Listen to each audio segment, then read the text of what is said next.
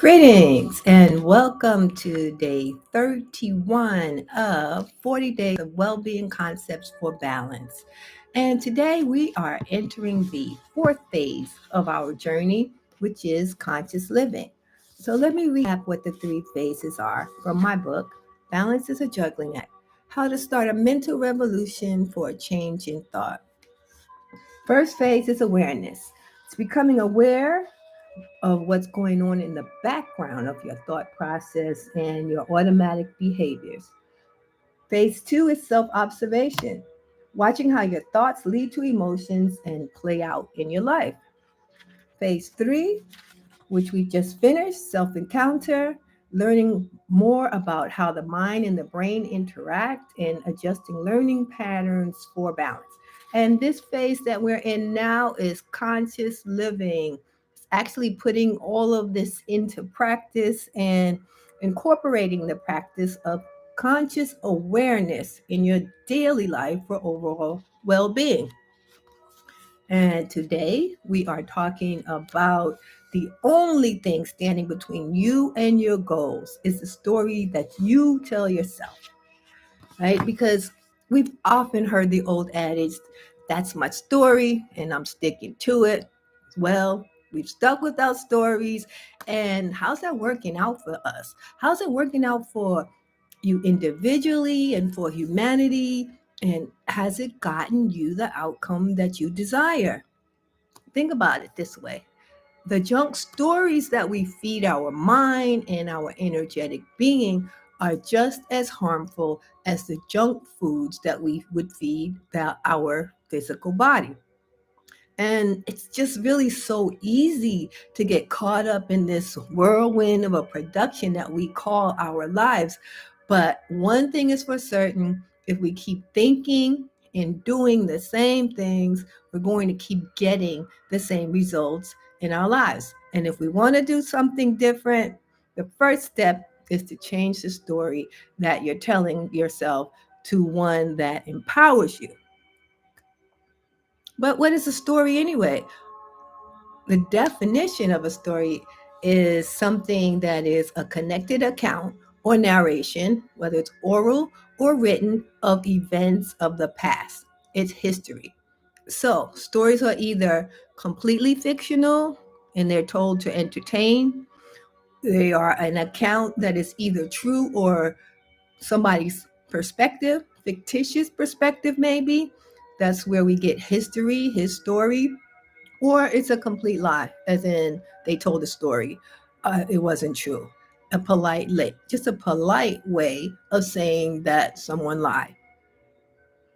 And the three biggest stories that we tell ourselves are: I'm not enough, I'm a victim, and I must do something. And that may be a part of the past story, but it doesn't have to define our future. We can rewrite our narrative. And think about it this way. Remember that time that you made up a story and it was all a story in your head and the whole energy was rolling with it, and then you found out it wasn't true? Yeah, that's what we do oftentimes. We're just making up stories based on past experience, perspective, projections. And so we have to think about these stories that we tell ourselves and look at what subconscious beliefs are actually playing out. Right? There was some emotional peak of energy that happened in the past that caused us to tell this story. It was a person, a place, or a thing. So we can find it and reframe it. And remember that the biggest predictor of life experience isn't the facts of a situation, it's the story that you tell yourself. And we continually tell stories about the reason that we can't find some form of contentment in our lives. But again, the root cause is not the discontentment. The root cause is not the situation. It's the story that we tell ourselves. It's what we think. And whether it's conscious or unconscious, there's a story running in the background, and we want to rewrite the narrative. So day 31, it's all about rewriting that story. The only thing standing between you and your goals is the story you tell yourself. So today's reading, be mindful of the limiting stories you tell yourself. Self stories impact how you feel, the chances you take, and the decisions you make. Through repetition, limiting self stories put a ceiling on your reality. We are all master storytellers. Your story reflects your perception of life.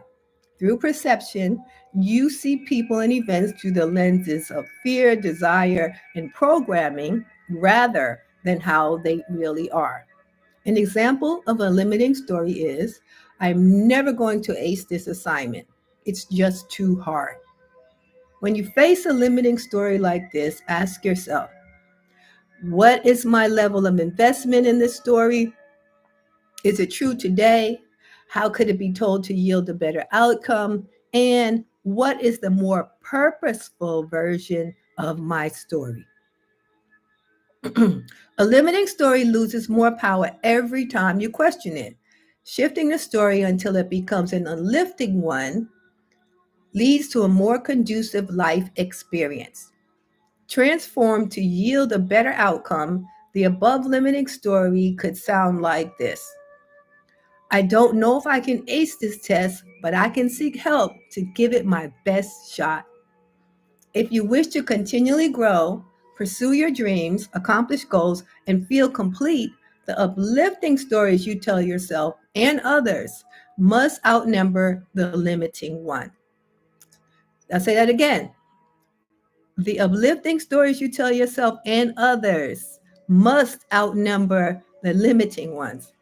So today, watch for self limiting narratives, then see how you might reshape them into uplifting narratives.